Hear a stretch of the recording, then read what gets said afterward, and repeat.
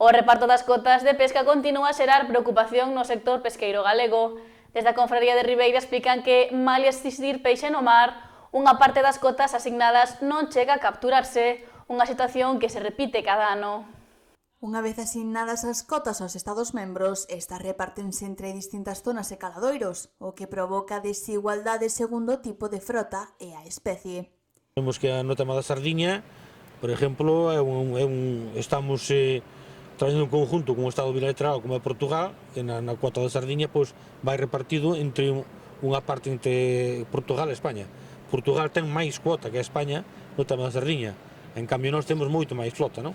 Nós sempre nos quedamos cortos no tema da sardiña, que a veces temos que intercambiala co Golfo de Cádiz, porque nunca nos chega, non? No caso da sardiña, trátase dunha especie cunha xestión compartida entre España e Portugal, o que condiciona aínda máis o seu aproveitamento por parte da frota galega.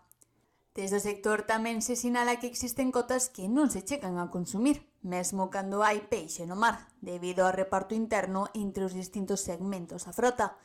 Este reparto faise por tipos de artes, o que provoca que algunhas frotas esgoten a súa parte mentres outras non chegan a aproveitar a cota asignada. A verdade que cada cuota de peixe se reparte por sementos de flota. Nos sementos de flota vai as diferentes artes, vai a arrastre, vai o cerco e vai a artes menores. Hai momentos que en sí que a arrastre sí que pesca a cuota que lle pertenece, o reparto que teñe, que incluso non solamente reparto en bolsa común, senón un reparto por embarcación, e nos barcos do cerco igual.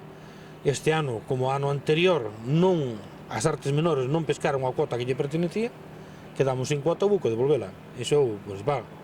Cando finalmente se permite redistribuir a cota non consumida, moitas veces xa é tarde para poder capturar o peixe. Cando despois se reparte a cuota para que podan pescar as outras flotas, igual a cabala xa pasou de largo, xa pasou polas nosas costas e despois non a podes pescar, non? Pero, bueno, é o que nos pasa todos os anos.